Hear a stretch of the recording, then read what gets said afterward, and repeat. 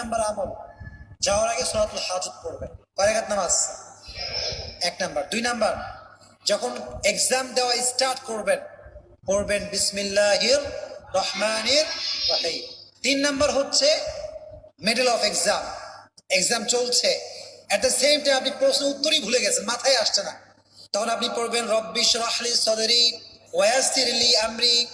পড়ুন আবার আমার সঙ্গে, রব্বি ইশরাহ লি সাদরি ওয়া ইয়াসসির লি আমরি।